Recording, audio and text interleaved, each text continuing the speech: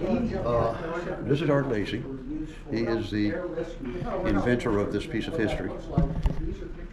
He did not serve time in the military during World War II, but what he did was he was putting gun emplacements up and down the West Coast. So he wasn't in the military, but he worked with the war effort. He wasn't freeloading. Now, Art's got a pilot's license.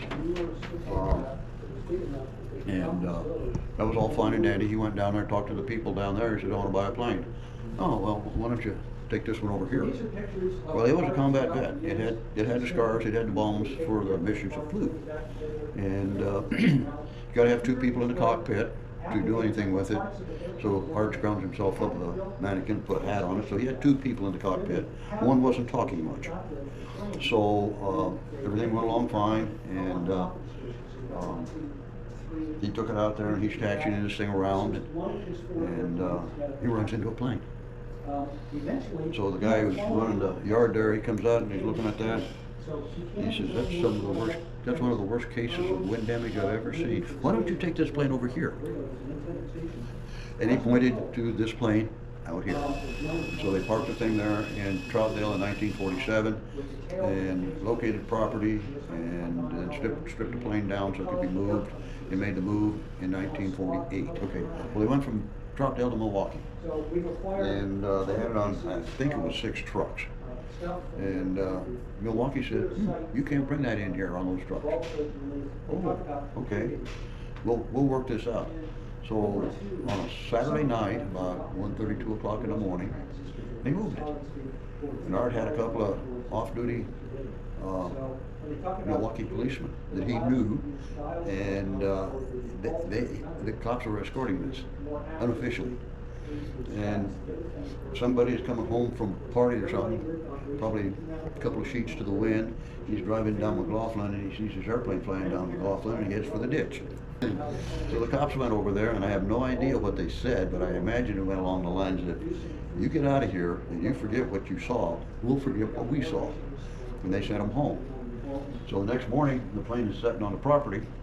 The city of Milwaukee is not too happy that they told him not to bring it in, and they did.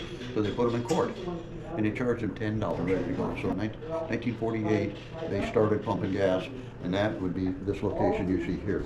This was parked on the west side of the road, pointed east, and that's 1947. This is exactly what it looked like then. This was made by a model maker, and he got best in show, and they showed it. This guy, his name is Linneman, Eddie Linneman. And he's just another GI flying on a mission. If you look at it, he's a staff sergeant. The wings and the propeller indicates he's a flight engineer. Anyhow, he was an engineer, and he was doing something, and he was standing on the flight deck, and he bent down, and a flak round went off outside over here, and he looks over there, and there's a hole in the side of the plane, right where his hip belongs. And he looks around, he finds a piece of flak laying on the flight deck over here, and he picks it up, and he acquires a piece of wire. He wires it onto his jacket as a zipper pull. And if you look, there's a piece of flak on his zipper.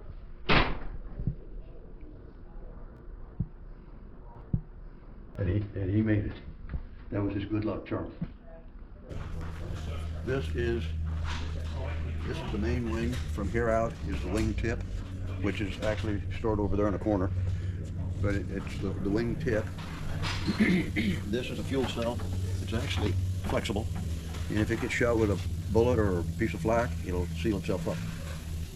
It's a rubber compound of some kind. I don't know exactly what it is, but it's been around a while. That was World War II, so all of the personnel on an airplane, all the air crew, when they take off, they all had a parachute. During the war, if you used a parachute, you jumped out, and you got on the ground, you got rid of it, and you just left it there.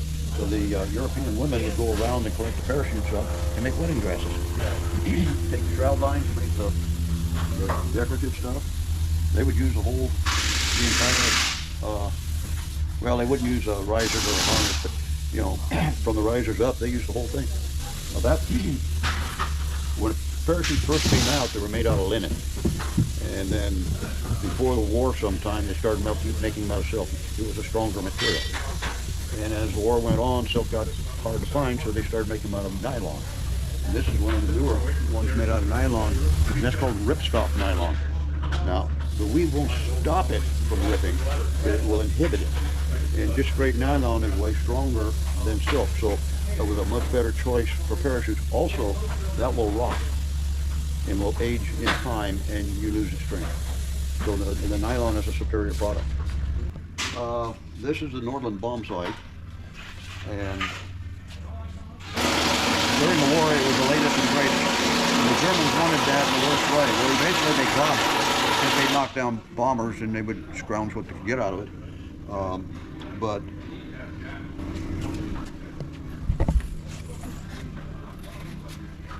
this is how it works. Your plane is going at a given altitude, and it's going at a given speed.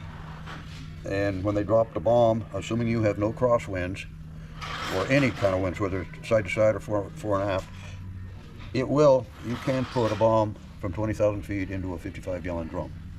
But everything has to be perfect. This is your ball turret, and I wouldn't want to spend 8 hours in there, and you're bigger than I am. I don't think you.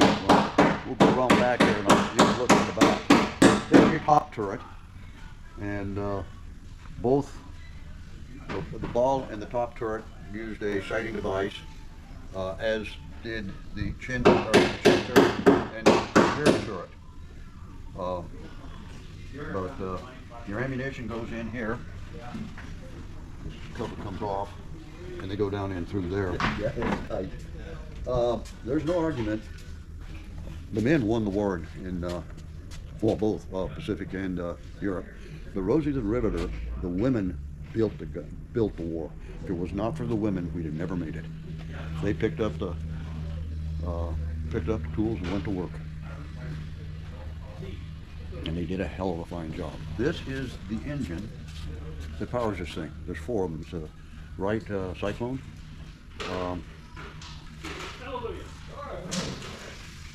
Used to have a plaque here, it's gone. It's an R1820, it's 850 horse. It's a 9-cylinder, it's a radial engine. It's carbureted, and it's turbocharged. You'd have to be in order to go up to 20, 30,000 feet. You can't go, I don't know if you could run an engine up there, but you have no power. But this thing has got less than 100 hours on it since it was put in. This is where they put stuff together, and they have got a ton of drawings, and they go through these drawings and they reproduce these right down to the last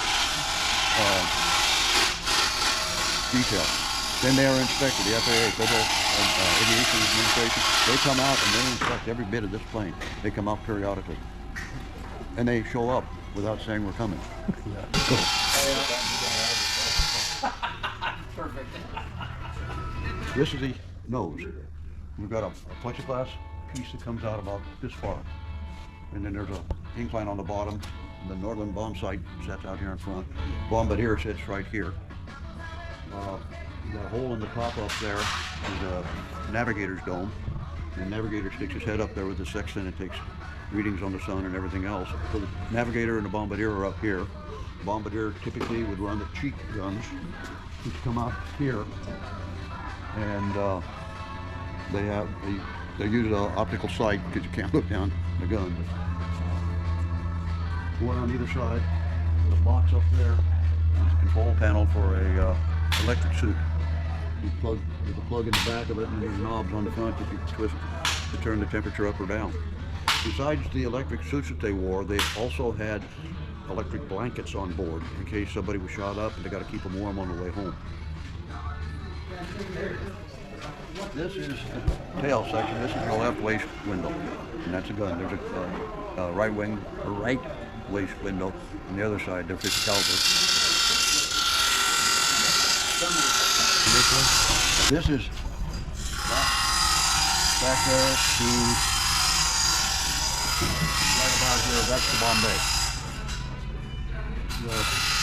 The top turret sits just up there. This is where the wing would go. and then it goes on for the front end of this plane is getting very well put together, but the front end is where there's an awful lot of stuff compared to the back end. You got all the controls up front, you got two turrets up front, you set up for the bombardier, the pilot, the co-pilot.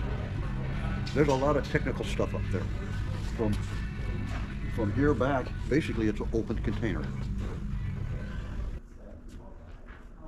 Art was kind of an interesting guy. He wanted to do something, he did it. And so he decided that after he made his move in 1968, he put in a restaurant, a motel, a trailer court, a filling station, a bunch of other minor things, and he decided he wanted to have his own city. And he wanted to name it Bomber City, and went to the Milwaukee, and they said no. Okay, that's the way you want to be. He did it himself, entering Bomber City.